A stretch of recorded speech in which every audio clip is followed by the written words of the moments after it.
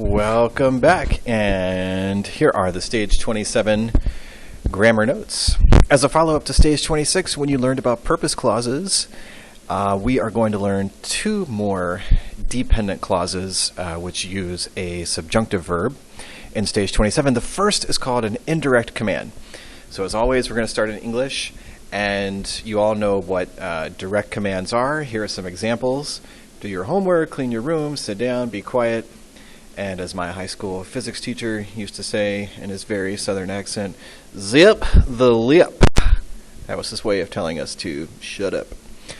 Anyway, those are all direct commands. And you also know what those look like in Latin. And we've seen lots of imperatives, that's what they're called, as in audite, which means listen. Tacete, which means be quiet. Abi, which means go away. Desine, which means stop, and noli desperare, which means don't despair. So, here is what an indirect command would look like in English. Mom instructed me to take out the trash. So, the direct command would be, take out the trash. Indirectly stated, it would be, Mom instructed me to take out the trash, for example. So it's very similar to the difference between an indirect question versus a direct question. Let's look at the second one. Dad ordered me to clean the floor. What would the direct command be? It would be, clean the floor. Now, the last one here, the teacher commanded us to be quiet. What would the direct command be? Be quiet. Okay. So what did they look like in Latin? And here are three examples, starting with the first one. Centurio mihi imperavit ut tacerem. And obviously the words in boldface constitute the indirect command. And the second one, legatus militibus imperavit ut redirent. And the third, nemo ancelae persuadere poterat ut saltaret. Okay, so the first thing you might notice, how do you recognize an indirect command? Well, it starts with ut, and that's a problem, isn't it? What else starts with ut? A purpose clause. But have no fear. Noli desperare, nil desperandum. We have a way of figuring out an indirect command pretty easily. And here's how you do it. I want you to take a look at the main verb, not the clause, but look at the main verb in these sentences. The first one is imperavit. The second one is also imperavit.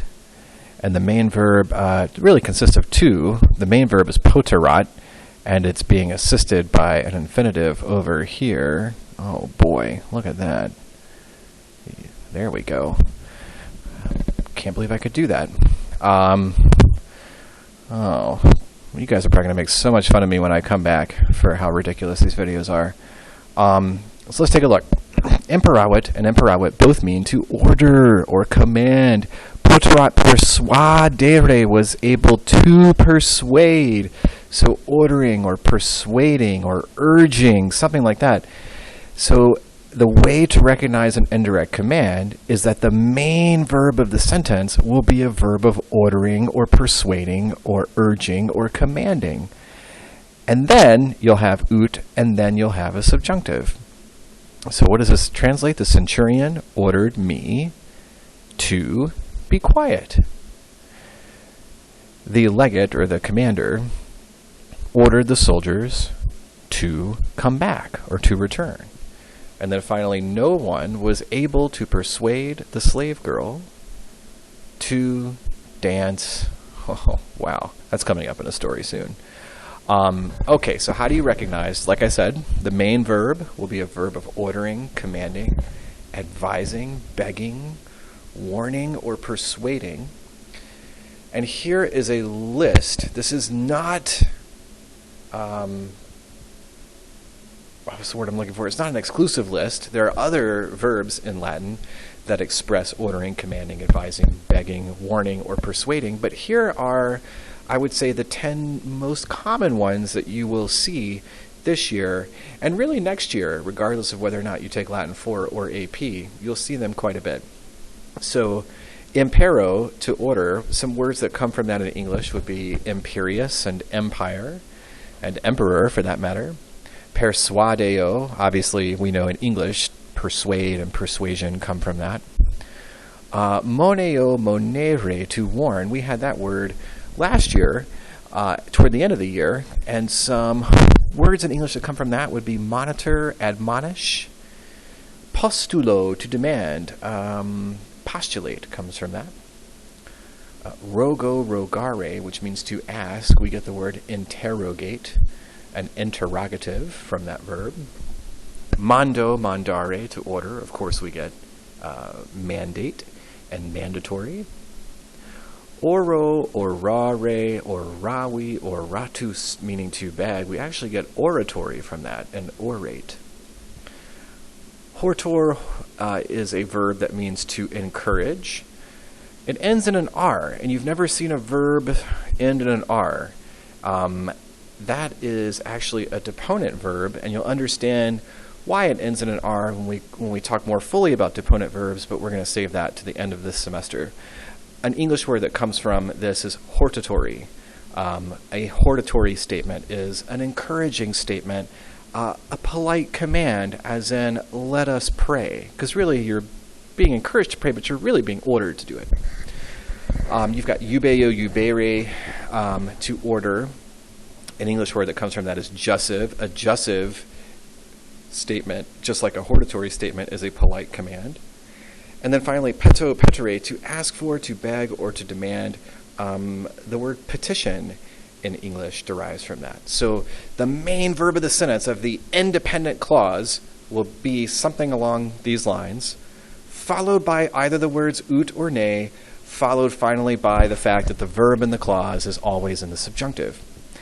So we're going to take a quick look at these examples. Centurio militibus imperavit ut modestum et stritionem caperent. So the first thing we want to do is take a look at the sentence as a whole. What do we see? Is there a clause somewhere? And the answer, of course, is yes. And I want you to think about, where would you put brackets around this clause? Where does it start? Where does it end? And you have probably guessed by now that it starts with ut and it ends at caperent. What is the subjunctive verb in this clause? Why, it's caperent, coming from capio, capere, which means to seize or to grab. Now, looking at the three words, centio militibus imperavit, that consists the main independent thought of the sentence, what is the verb? The verb is imperavit. That's the main verb. Impero, is that a verb of commanding, ordering, persuading? It sure is. So therefore, this ut clause is an indirect command. It will not be a purpose clause. Who's the subject? It's the centurion. The centurion ordered the soldiers to seize or grab Modestus and Strithio. Look at number 2. Strithio coquo persuasit ut cenam it should be splendidam. Sorry, I made a typo there. Splendidam. Oh, that looks terrible. Pararet. Okay. So, first thing we want to do is draw brackets around our clause. Where does it begin? You guessed it, at ut. Where does it end? Right here, pararet. Of those words, ut cenam splendidam pararet. Let me add an L in here. There we go. Which one is the verb? It is, of course, pararet. That is our subjunctive verb. Now, is this going to be a purpose clause or an indirect command? Well, obviously it's an indirect command because the main verb of the entire sentence is a verb of commanding, persuading, urging, etc. Wow, that was a terrible circle over persuasit. So what does this say? Strithio persuaded the cook to prepare a splendid dinner. Let's take a look at number 3. Vercobrix Britannos incitabat ut castra Romana opugnarent. So looking at all of that, where would we draw our brackets to indicate a clause in the sentence? Well, it looks like we're going to start here, as usual, with ut and end with opugnarent. And our subjunctive verb in this sentence is opugnarent. And now, just looking at the 3 words that constitute the main independent idea of the sentence, who's our subject? If you guessed Vercobrix, you are correct. So what did he do, or what was he doing? Vercobrix incito means to urge on. Now notice how that's not on the list of the most commonly used ones, but it is still getting across this idea of urging, ordering in some indirect way. Vercobrix was urging on the Britons, or encouraging them, inciting them to attack the Roman camp. So urging them on, indirect command. The direct command, of course, for number 3 would be attack the Roman camp. The direct command for number 2 would be prepare a splendid dinner. And the direct command for number 1 would be seize Modestus and Strythio. Finally, number 4, mei amici me monuerunt ne te amarem. Well, let's start. Where's the clause? Notice how ut started off 1 through 3. Just like purpose clauses, though, ne can be used to start a clause if you are ordering someone not to do something. So, here we go. I'm going to draw my clause right here. Ne te amarem. And of course, the subjunctive verb is amare plus an M, imperfect subjunctive, amarem. And this sentence is really weird. And it comes from a story way, way, way later on in the Purple Book, where we have a wedding. One of our characters is going to get married. Will it be Quintus? I can't tell you. And let's look at the main thrust of the sentence here. Mei amici me monuerunt. Our verb is monuerunt. Moneo, of course, looking back at our list, means to warn. And the subject would be mei amici. My friends warned me not, or to not love you, or to not fall in love with you. Oh no, that sounds rather scandalous. So there it is. Once again, a very indirect command right there. They warned me not to love you. The direct command would be, hey, don't fall in love with that person. So there you have it, indirect commands. Again, the major takeaway is you've got to look at the main verb of the sentence and try and figure out, is this a verb of ordering or commanding? If it's a verb of ordering, commanding, persuading, urging, then what will follow is an indirect command. If it's not, then you have to think, well, maybe it's a purpose clause. Now there is yet one more. So far we've learned circumstantial, indirect question, purpose, indirect command, and now we're going to learn a 5th one that also uses ut or ne, but this is a very, very easy one to spot, and it's called a result clause, also known as the yo mama clause. So let's start with some English examples. I was so tired that, as a result, I fell asleep next to the teacher. True story, really embarrassing.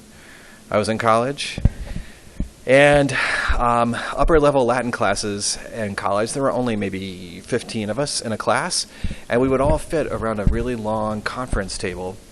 And I, at the time, was working, I don't know, maybe 2 or 3 jobs, and I came into this class, and it was a pretty early morning class.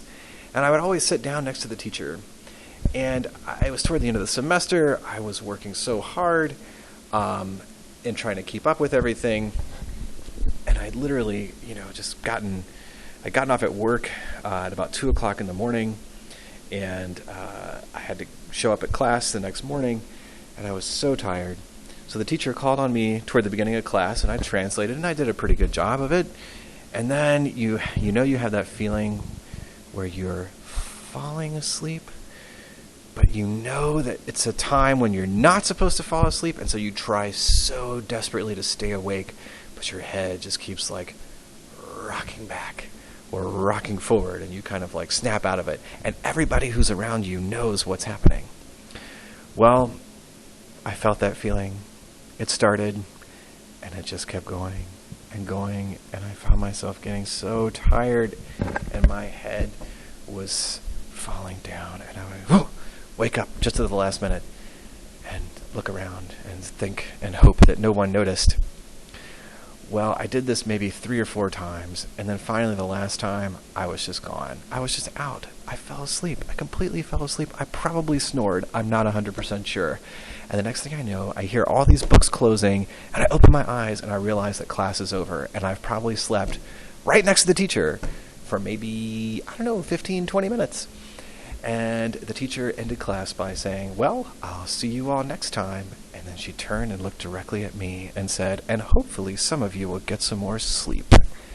I felt really embarrassed. Okay. How about this next one?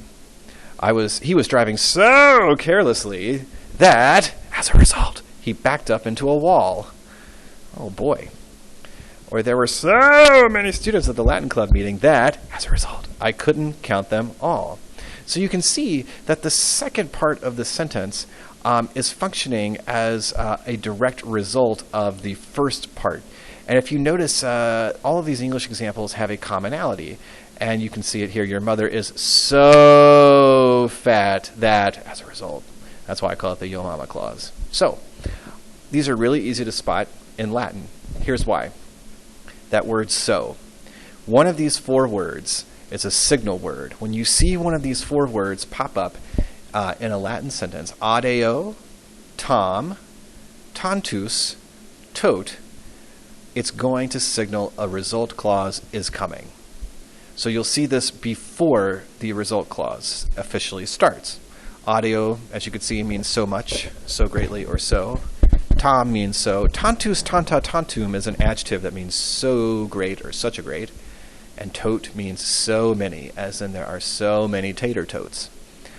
That will be followed by ut or ut non. That's a little bit different.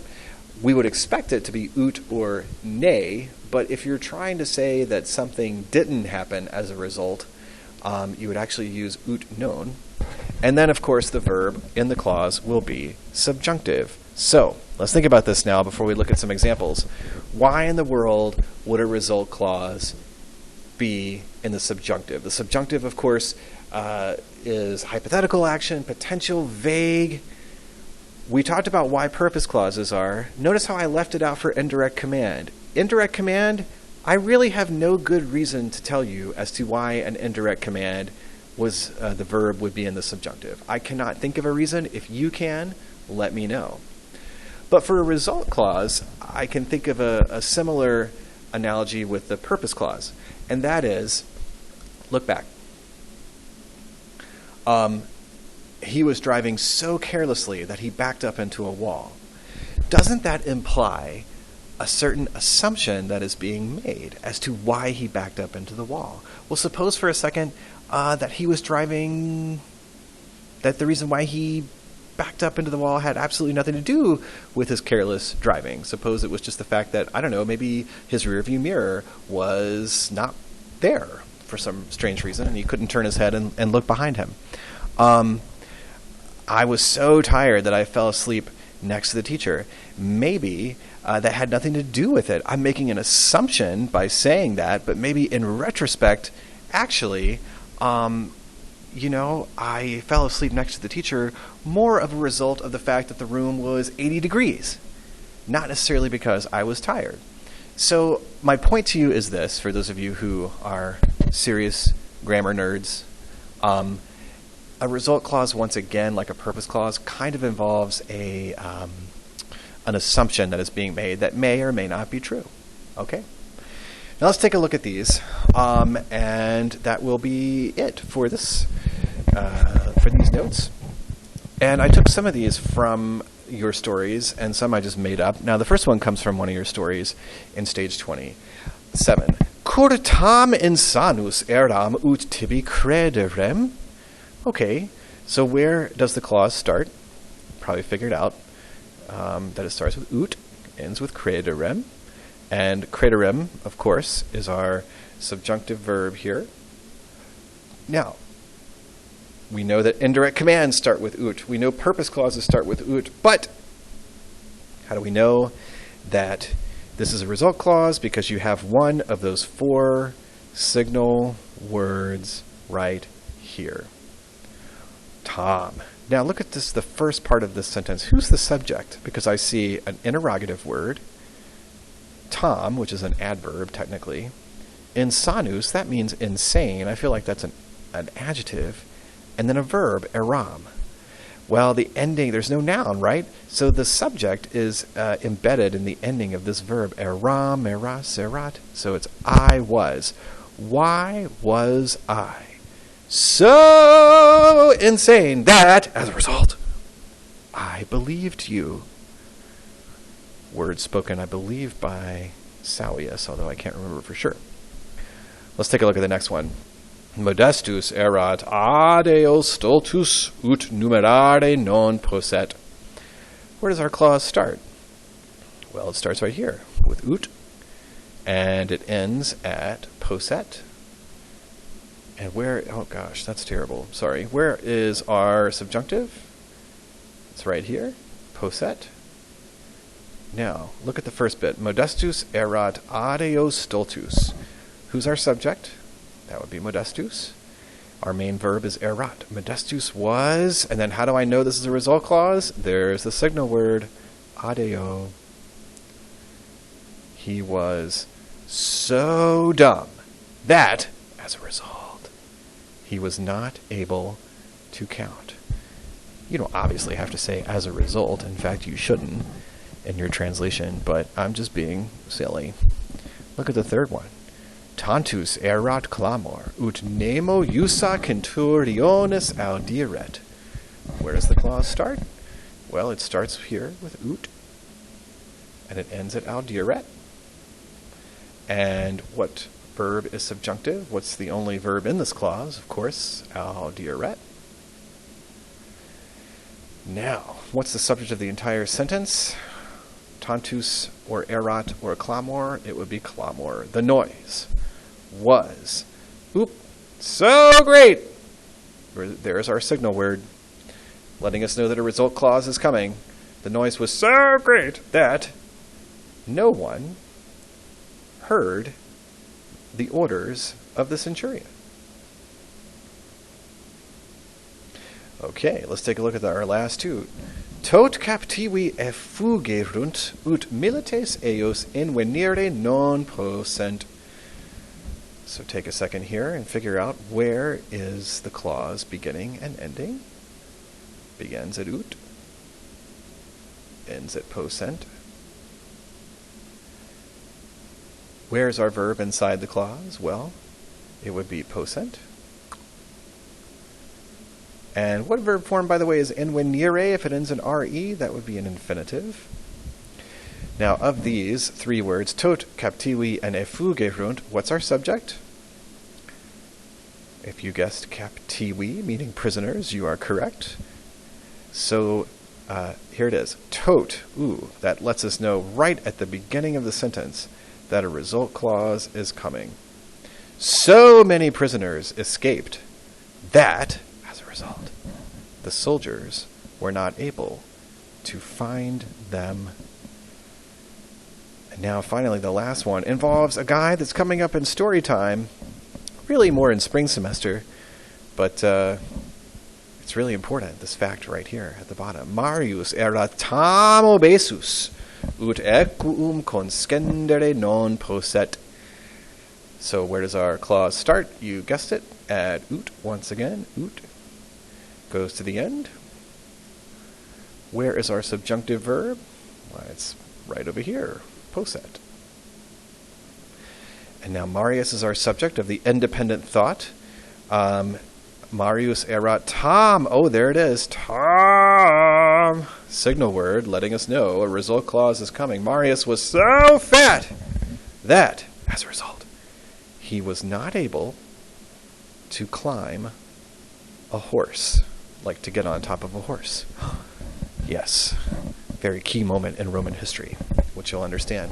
So there it is. I guess the key takeaway is for result clauses, you're going to look for one of these four words: Tom, adeo, tantus, or tot.